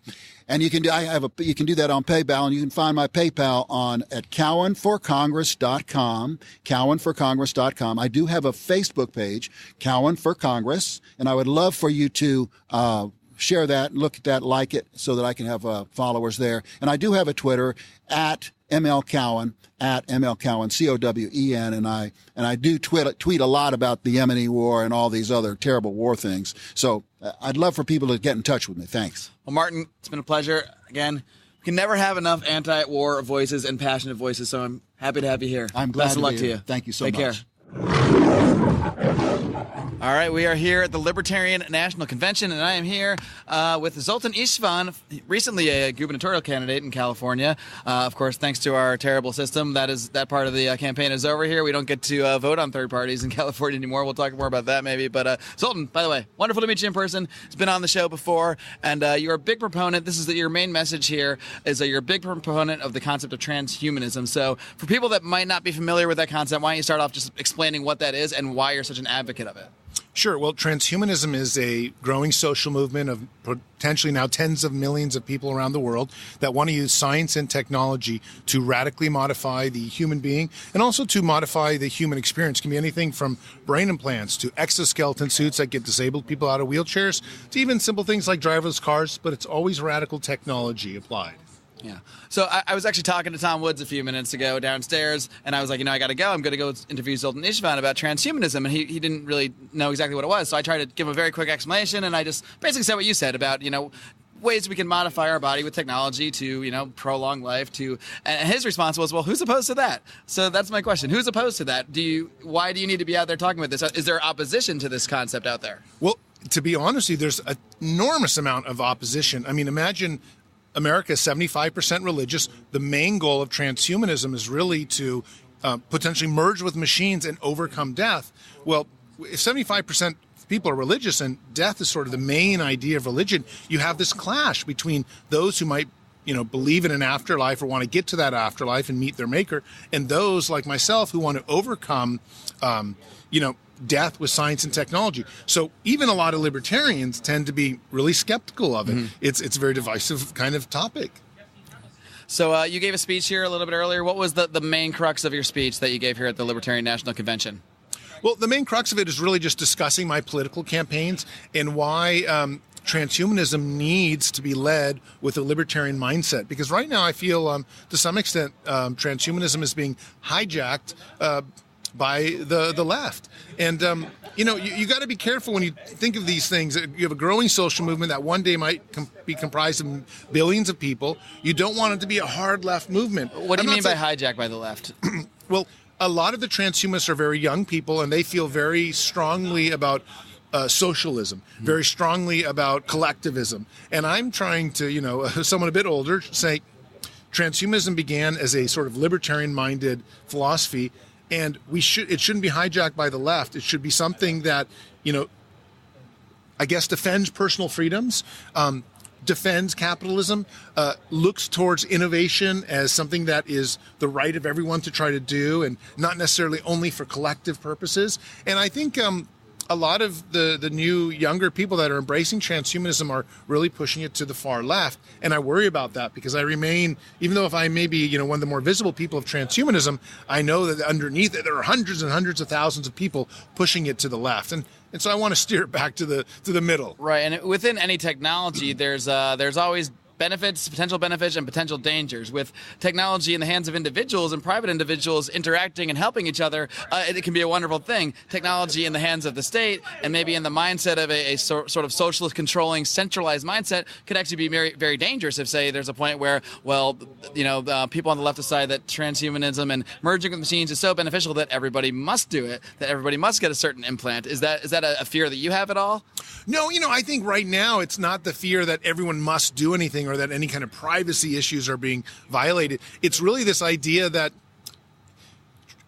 when you look at economic output, when you look at how societies operate, that we might get to kind of a fascist state that's transhumanist because people thought, transhumanist technology belongs, in kind of a socialist, it can only arrive in a socialist environment. And I don't feel that way at all. I feel that innovation is best pushed forward by competition.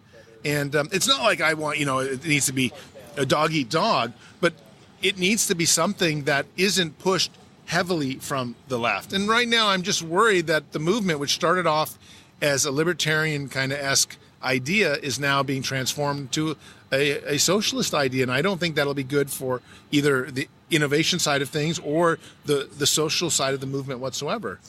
And as we mentioned earlier, you recently campaigned for governor through the Libertarian Party in California. What kind of reception did you receive, not just from libertarians, but from Californians in general, about these concepts of transhumanism that you're out there promoting?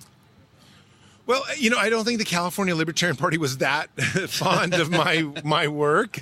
I think they were overwhelmed a little bit by the fact that I do get a lot of media attention, and that media attention is often not for libertarianism. It's often for transhumanism. I mean, I'm known as a public figure in the science and technology world, and not necessarily. No one wants to hear about libertarianism. It's the truth. The media is really controlled dramatically, I think, by the left, and the left doesn't want to necessarily cover libertarian ideas. And that makes perfect sense. And after all, the lefts are controlled by companies as well, and their board directors say, but they all like to hear about transhumanism because transhumanism is this exploding field that's very interesting. So as a result, a lot of the media coverage, and there was tens of millions of views over an 18-month campaign, lots of different places covered my campaign. But a lot of it was transhumanist oriented. So the Libertarian Party of California got a little bit upset with the idea that I guess I brought transhumanism so much into the libertarian mix.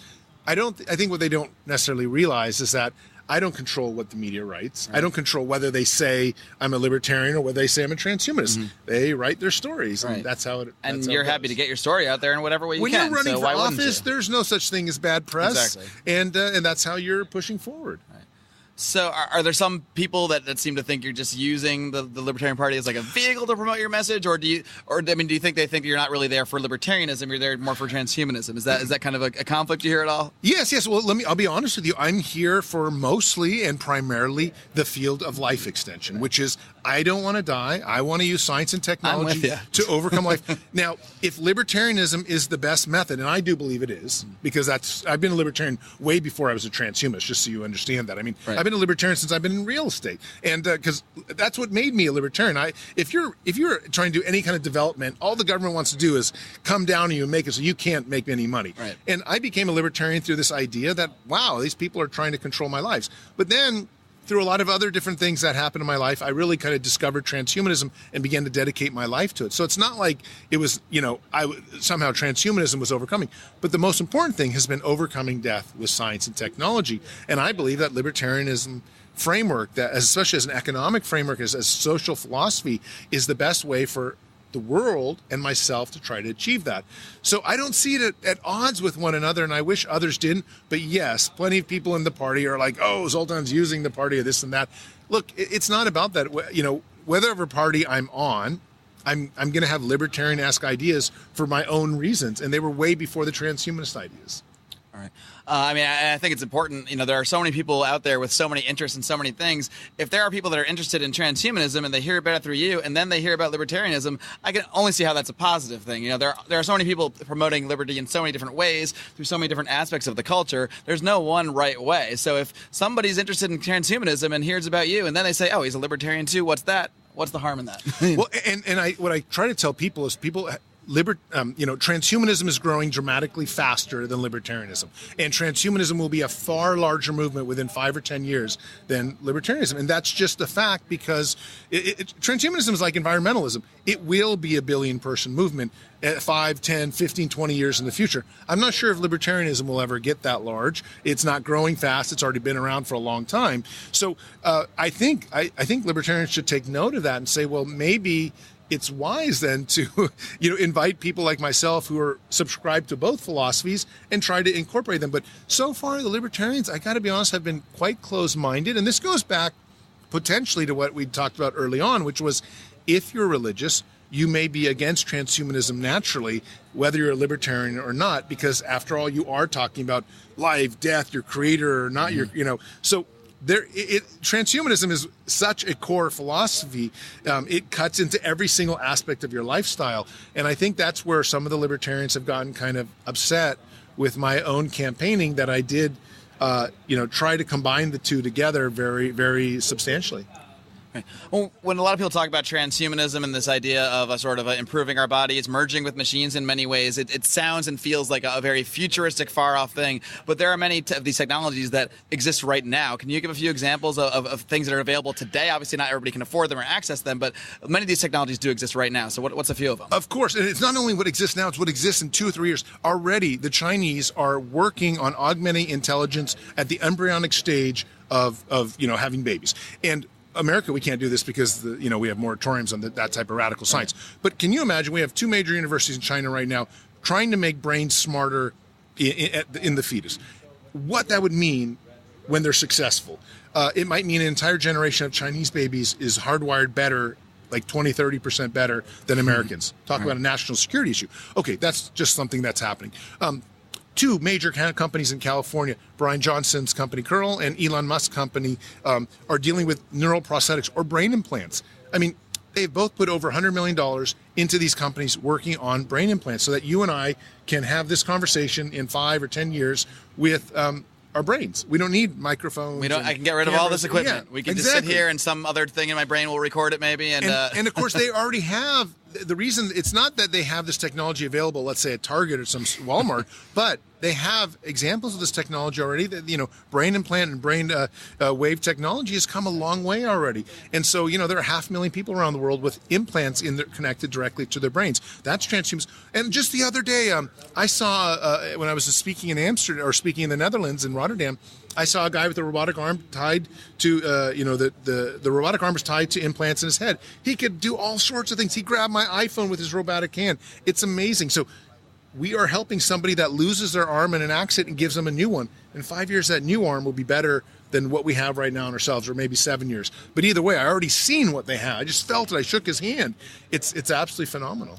When you talk about how we can use some of this technology to sort of augment intelligence in babies, create babies that are more intelligent than others, is there ever a thought that kind of thing could lead to sort of a dystopian future where we have a class system where you have, say, some certain people have access to technology, they make their very smart babies, and now only a certain segment of the population is super hyper intelligent, and maybe the rest of us that don't have that access to technology, we're basically the Neanderthals. Well, and this is why I was quite disappointed that the California Libertarian Party wasn't more embracing of some of my gubernatorial run, because I tried to explain, like, whatever your reasons for not, embracing transhumanism, I understand if I'm not upholding libertarian values, that's one thing, but generally I am.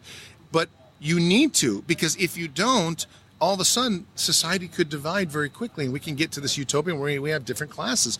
This will happen. There will be people that will choose not to use technology. There are people right now that choose not to use technology or social media, and they can't get a job. My dad won't get on Facebook. Yeah, and they can't get a job in the corporate world. Try to go and get as a trader, or try to go into like a major corporation in Coca-Cola or something like that and get a job as some director somewhere without having some kind of social media profile. Like it or not, I don't like social media, but that's, if you're not on it, you can't get a job. Already this distinction is happening, but the distinction is going to become much more severe when we have construction workers with robotic arms that can lift 5 times what their neighbor lifts, and they're both in the same job. Well, guess who's going to get fired first? That guy's out of work. That guy's out of work. So you've promoted, I think this is one thing you've gotten a lot of pushback on in your campaign. I think you don't call it a UBI. It's something like a lamb dividend, because as technology increases and things go to move to machines more rapidly, move towards automation, there will be a lot of people say truckers, where in 5-10 years trucks will all go on their own. So truckers are out of work. So you propose as a solution sort of, I'll let you explain it further. Sure. Well, I support this idea, and my governor's run was basically based on this, what we call a federal land dividend. And it's based on a very simple concept. Over 50% of the western United States is government-owned federal land. Most of it is totally unused. It's worth approximately $150 trillion. If you divide $150 trillion by 325 million Americans, every single United States citizen is worth $500,000. I mean, do you have $500,000? I have not on me. I have, yeah. And we are facing a very real crisis with automation. Robots are starting to take jobs. When Trump said, immigrants are taking jobs, this was a lie. This was wrong. The jobs are being lost to automation. The jobs are being lost to technology. You're seeing less lawyers than ever before because there are AIs on computers and different types of software programs that can already do legal stuff. The same thing's going to happen to doctors. Radiologists now they're starting to be replaced by AIs that can read cancer reports and things like that, or hearts and whatnot. These are doctors and lawyers. I mean, if their jobs can be taken, everybody's job can be taken. We need a basic income to create a way for people to survive as robots and automation take over more jobs. But I, as a libertarian, don't want a basic income that raises the taxes on the rich. I want a basic income that can create a world for everyone to live in without taxing me further. A federal land dividend. We just simply take all that federal land I spoke about, all $150 trillion, start leasing it out to companies, private entities, whatever, and we take the money that they pay us and split it between all Americans. That land belongs to Americans. That land is not government land. It belongs to you and I. So that's what a federal land dividend is. It's a libertarian version of a basic income. It swallows Social Security, completely eliminates welfare and food stamps, completely eliminates also the issue for all this, government health care, because now with a federal land dividend, everyone can actually afford private health care. It's a really good system, and it's catching on, but I know because it sounds like a basic income, it's been very controversial, but it is libertarian at the core. All right. So this land dividend, you're saying you would lease the land, so you'd have a constant revenue from it, so you're basically having the government continue to own the land, but lease it out. Is that kind of what you're saying? Because otherwise, if it's a one-time sale, then we have that $150 trillion. I guess we give $500,000 to everybody, but then in 10, 20 years, that money is gone. So how do you see this as a continuing program as technology continues to advance? Yes, I see it as a continuing program, at least 25 to 50 years out. After that, I'm not, in my opinion, because of how quickly humans will be changing with technology, I'm not even sure in 50 years we'll necessarily be living as human beings. Do you think people can be weaned off it as newer generations adapt to the world of this newer technology? Well, I think at some point we have so many robots around us that they take care of us in all our ways, and we don't even need maybe even we live in a society where capitalism doesn't even exist at some point because robots do everything, and maybe just a few. I don't know how it exactly would be, but there's a good chance that 85% of jobs will be lost over the next 30 years. So we must create a system where that 85% of people can have something to live on. But I think ultimately, we lease out that land over 25, 50, maybe 100 years. And again, it doesn't have to pay only a basic income. Maybe if libertarians are so against basic income, they can pay off the national debt so that we can pay less in taxes, or it can also maybe make it so that we don't pay taxes over the next 25 years. There are a lot of different things you can do, but the most important thing to say is that there is $150 trillion of federal land out there. To not do anything with it because we're holding that land for generations is asinine, especially as there's growing inequality in the United States. And remember, I'm from California. In California, we have 19 million people essentially living at the poverty line of $24,000. We have an enormous homeless population. We have an enormous poverty problem. So we need to do something. And as running as a candidate for governor, I had to come up with some kind of plan. Obviously, you're here at the Libertarian Convention. You spoke earlier today. You've been involved in the Libertarian Party. Are you considering running for president for the Libertarian nomination in 2020? So, I'm not 100% sure what I'm going to do exactly. So you're thinking about it then? Oh, no, I'm almost 100% sure I'm running. I'm just not 100% sure that... it would be for the Libertarian Party, even though I like the Libertarian Party. Was there also a Transhumanist Party, I believe, that you started? No. I just, the question is really, where do I best belong? Where's the best vehicle for this message? Yes, I learned some hard lessons with the California Libertarian Party. Just to be honest with you, I wasn't that well received, even though I got the most votes of any of the other gubernatorial candidates. I don't want to fight everyone. I want people to... Right. Like me, obviously you're running for office, and I have to wonder if the libertarians are maybe too strict with some of their ideas. I really thought they were the most open-minded party, but I've just, sadly they are not, and at least not in California. So I'm still determining how I'm going to undo this, and whether I would run at all. But I definitely, whether I'm an intrinsic part of the party or not, I'm definitely a libertarian. I'm not a libertarian because of, I changed my views. I was libertarian when I was running in 2016. A lot of my ideas were very libertarian. They're libertarian because I'm an entrepreneur and because I had dealt with so much government in the development business. So I'll continue to promote libertarian ideas, but where I end up with I'm just not sure yet. Well, Zoltan, I'll give you one last chance here before we wrap up. Why don't you give your final elevator pitch? Anyone out there who's maybe just hearing about this concept for the first time or thinks it sounds kind of wacky, why should they look more into transhumanism and the benefits it can have, particularly for people of a libertarian bent? Well, look, transhumanism's number one goal is really to eliminate suffering and to eliminate disease. Nobody likes to have their father die. My father died this last year. Nobody wants to have people they love die. I have 2 kids. I mean, we want to protect those that we love. Transhumanism is about using radical science and technology to make us live longer and better. And if you're interested in those things, then you need to support it. And I believe that innovation comes best from a libertarian framework, a framework that supports individual liberties, free markets, and things like that. So those are the ideas that I support, whether, it doesn't matter anything else. Innovation comes best from free markets and free minds. And that's really why I'm a libertarian. And what are the best ways people can find out more about you and the work you're doing and just transhumanism in general? Sure. Go to zoltanistvan.com and, look at everything up there. You can email me or I'm all over the social media or just Google. There's been a lot of good stuff that's come out recently. So it's fun stuff to review to learn more about transhumanism, especially in the libertarian angle of it combined. Zoltan Istvan, it's been a pleasure finally meeting you in person. Wish you the best of luck. It's certainly a fascinating subject. Thank you so much. Thanks.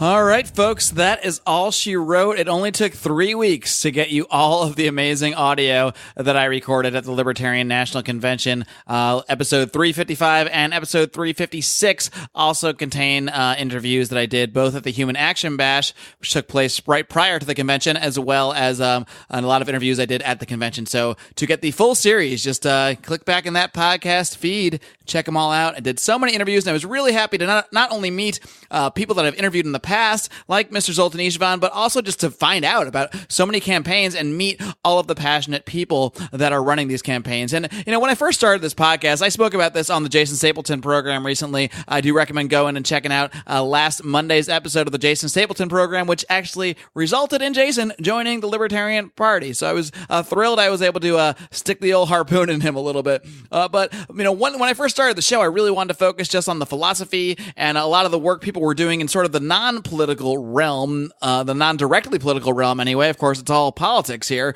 in a sense, but I really didn't want to have candidates on. It wasn't the area that I wanted to go into, but somewhere around 2016 in the lead up to a lot of elections and that year's Libertarian National Convention, I started to get a lot of interest from candidates for office that wanted to come on the show and wanted a platform for their voice. And ultimately, I decided that's why I started the show. I started the show to give a platform to people like me, to people who wanted to have a voice and wanted to spread the ideas of liberty. So I decided, why not? Why shouldn't I have candidates for office on? And that's when I started to think, maybe the political realm, the Libertarian Party or what have you, isn't something I need to avoid. Maybe it's something I can actually embrace because there are great people there doing so much hard work. I met so many amazing real libertarians, by the way, true libertarians, Ron Paul kids, people that grew up with these ideas, people that spent their entire life in the Libertarian Party, and people that are newer to the movement. But all these people were so excited, and I met so many hardworking people at this convention that it really inspired me to want to do more to help candidates. And I've got a lot of candidates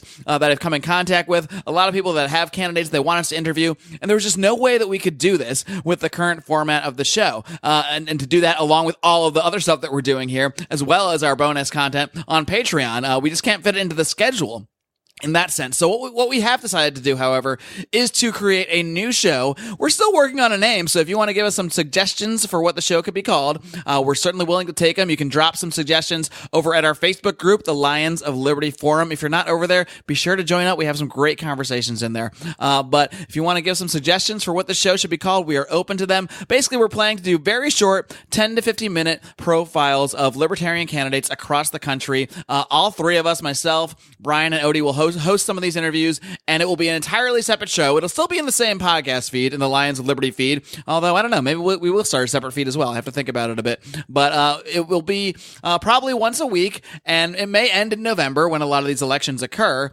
but it really is just going to depend on the response. So if you have a candidate, a libertarian candidate for office that you would like to be highlighted on this program, be sure to hit me up. You can just email me directly, Marc, M-A-R-C, at lionsofliberty.com. I already have a list I've been forming, so if you already talked to me about it, I probably do already have, that name on the list, but if you want to just confirm, please reach out. You can also just hit me up on Twitter, on Facebook. I'm all over the place, or, just drop me a note and tag me in the Lions of Liberty forum on Facebook. But we do plan to start recording these interviews, hopefully sometime mid to late August. We still have to meet and plan some of the specifics, but in concept, in theory, we are completely agreed that this is something that we should do to try to get some more of these candidates' voices out there. I was really inspired to do that being at the Libertarian National Convention. Again, thanks so much to our supporters on Patreon for helping us send us there. Of course, our Patreon supporters get access to all this audio. If you're part of the non-paying public, the Patreon people have already heard this whole show. So, of course, in addition to all sorts of other bonus content we do extra Libertarians in Living Rooms Drinking Liquors programs. We do a show called Conspiracy Corner. I'm pretty sure you can figure out what that's all about. I do bonus segments with all sorts of guests. I've done bonus segments with Tom Woods, Dave Smith, Scott Horton, Julie Borowski, taking questions from our fans. So we do provide a lot of extra content for our Patreon supporters for as little as $5 a month, and that helps us buy the equipment we need and purchase flights, hotels, all that stuff to attend events like the LNC, like PorkFest. And we are just so appreciative of everybody that has helped us to get to these events. It's really, in many ways, been a life-changing few weeks, and I don't say that lightly going to these events. So I really want to thank everybody out there, not only our paid supporters, but everybody who has supported the show, given us words of encouragement, people that came up to me at the LNC, at PorkFest, and thanked us for what we're doing. That's what this is all about. We are not libertarian podcasters to get rich. If we were, it would be a very, very foolish path to take, let me tell you.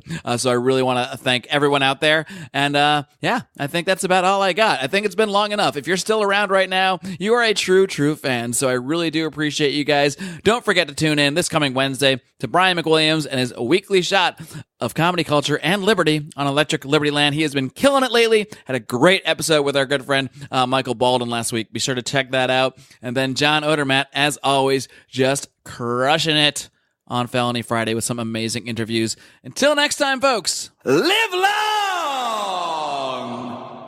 and live free.